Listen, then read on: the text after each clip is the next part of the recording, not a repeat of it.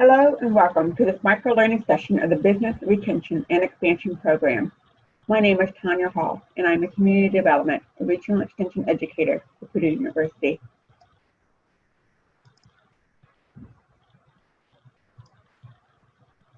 So during today's learning lesson, we'd like to cover 5 different pieces. Number 1, the program origin and history.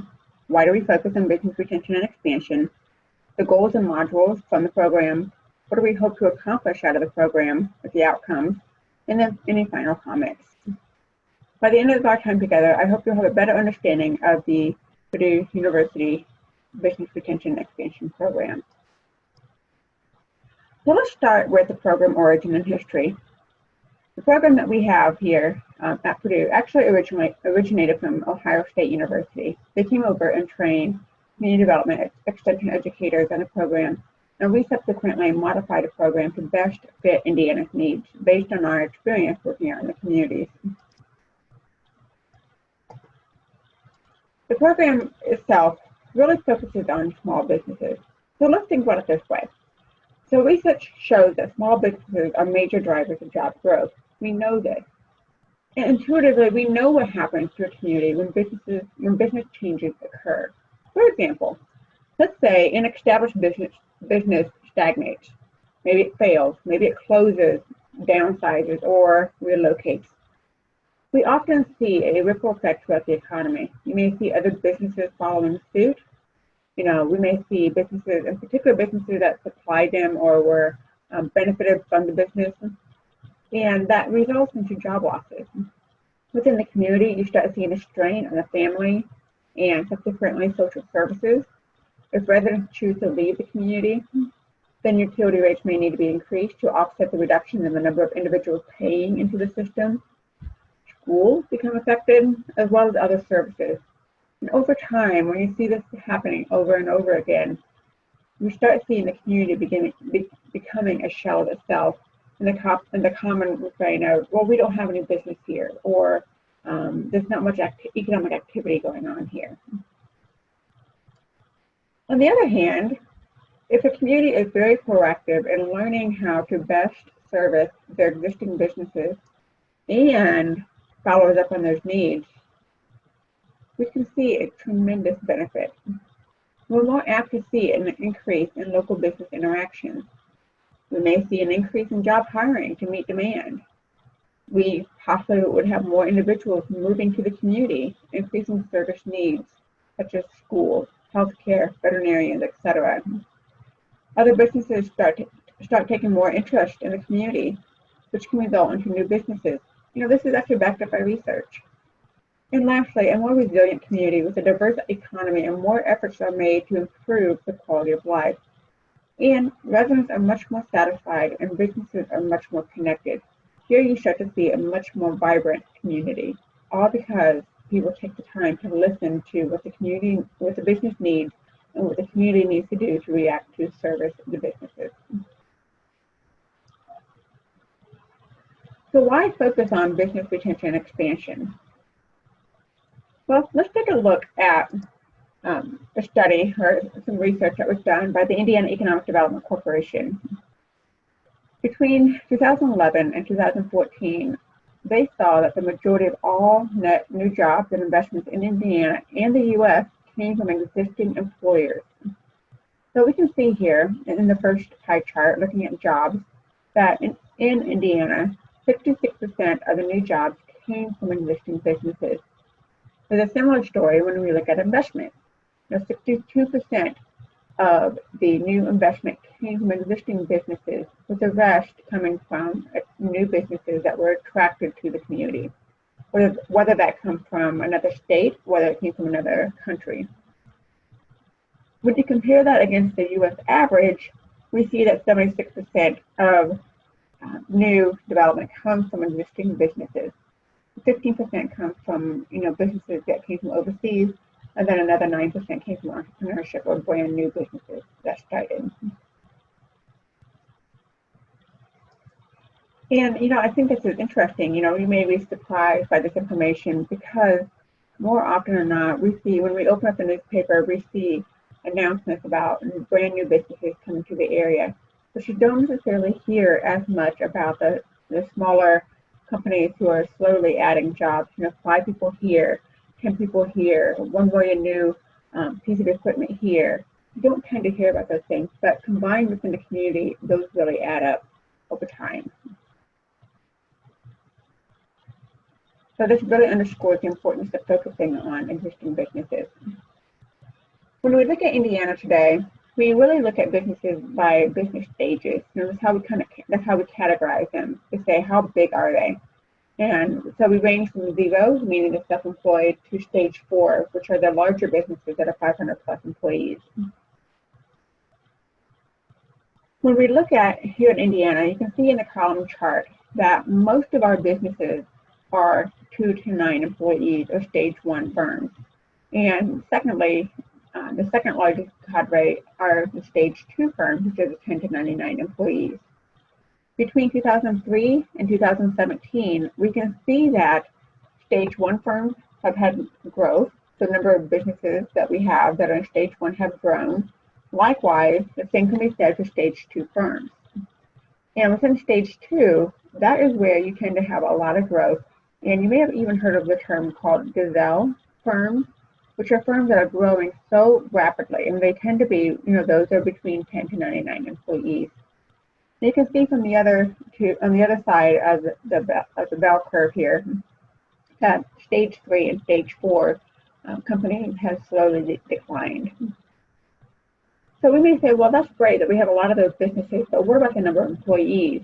Well, stage 2 firms, they employ 39% of all the employees in the state of Indiana. Secondly, stage 1 is the second largest net employer, followed by stage 3 firms.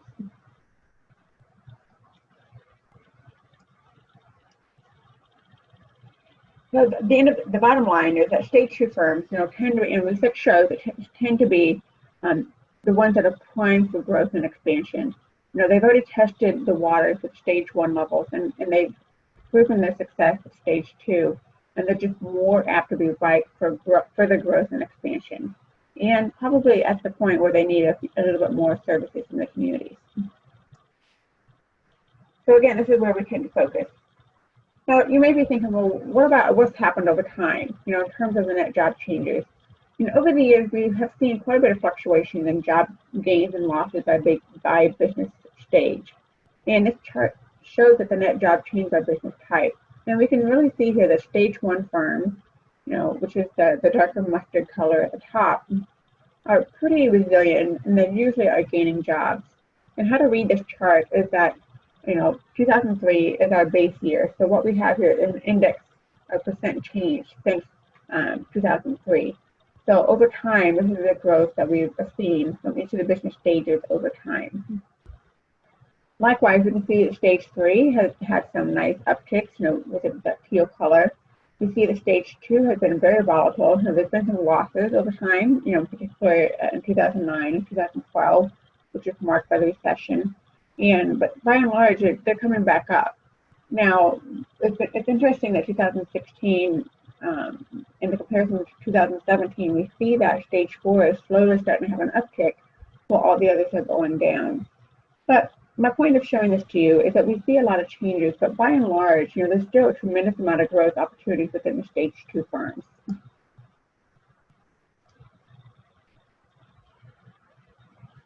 When a community enters into the Business Retention and Expansion Program, we have several goals, as well as a set of modules that we'd like to go through. From Purdue's perspective, undergoing the Business Retention and Expansion Program assists communities in better understanding their local economy through the use of secondary and primary data sources. We emphasize that we use secondary data sources to help identify, what businesses do we have here within the local economy.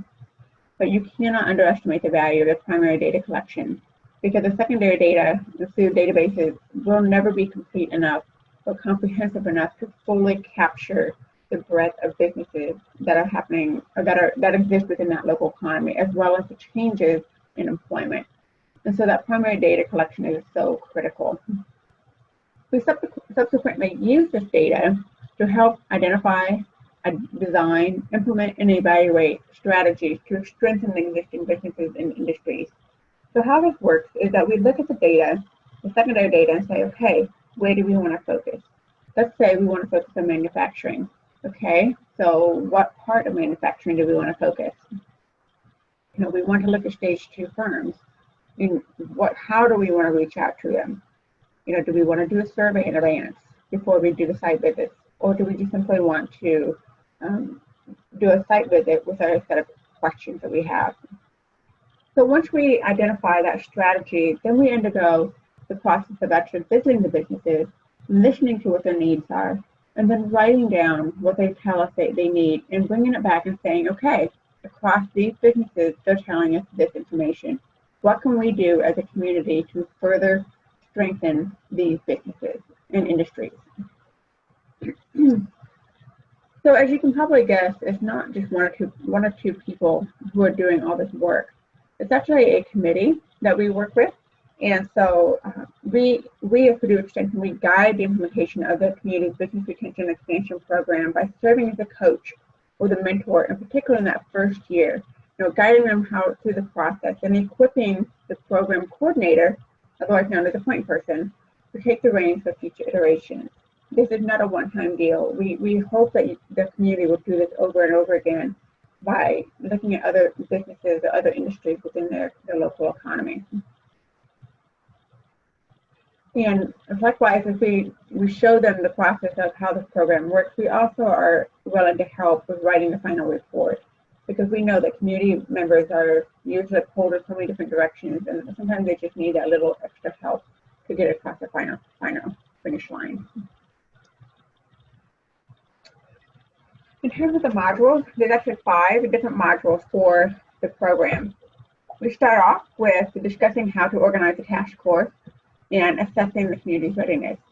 Looking at how well does the community know about economic development efforts that are undertaken within the county. That's really important because it affects how we will progress moving forward.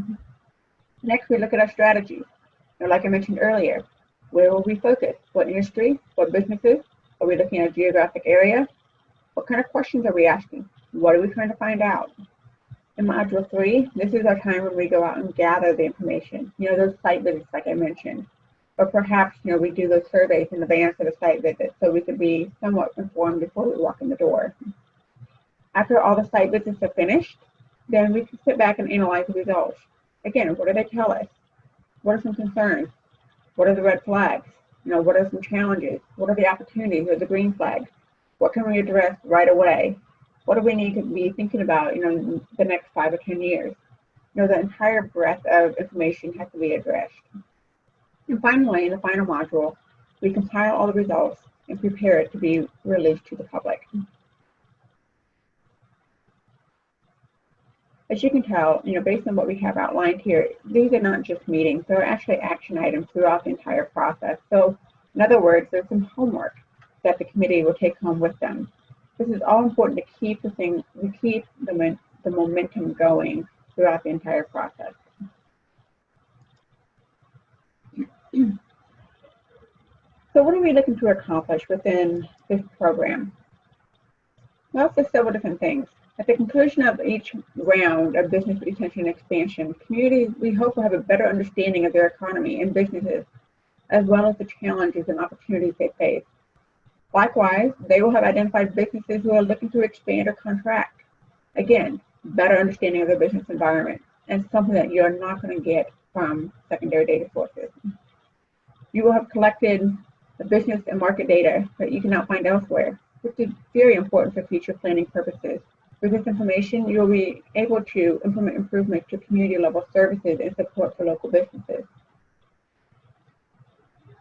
We anticipate this program will foster networks between businesses, business owners in particular, in the community, and subsequently enhance the environment for business growth and development. And lastly, that task force will generate a report, and we will encourage them to celebrate their efforts with the business community. So what does this look like in real time? Well, let's say you find out, in visiting, let's say 10 businesses, that 4 of them are looking to expand. 2 of them don't have any plans to expand, but their owners may be pretty pretty old or maybe looking to retire in the near future. So that could be a closure sometime in the near future. And then you find out that the remainder are doing great, they don't need any support. So what do you do with this information? Well, let's say those 4 that are looking to expand all use a lot of heavy equipment or use semi-traffic. Is the county prepared for the increase in truck traffic? No, maybe there needs to be another look at the infrastructure plan. Maybe there needs to be some thought to the 2 businesses who may be closing. How important are they to the local economy? Do we need to help them think through a succession plan? These are the kind of things that we help identify or uncover through the site visits to help better plug in to the local business economy without having any surprises down the road.